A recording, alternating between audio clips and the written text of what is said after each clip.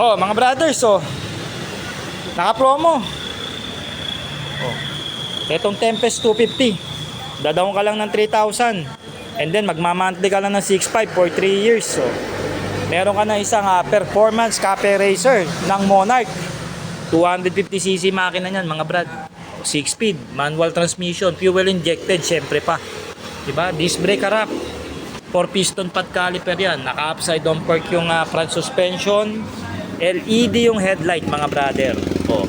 Digital meter, rounded yan. Tangke, alam ko nasa 10 liters ata ito, nakakalimutan ko na. No, stainless muffler exhaust. Disc brake din yung likod, mga brad. Naka-streeter ito kaya mabisang-mabisa sa cornering.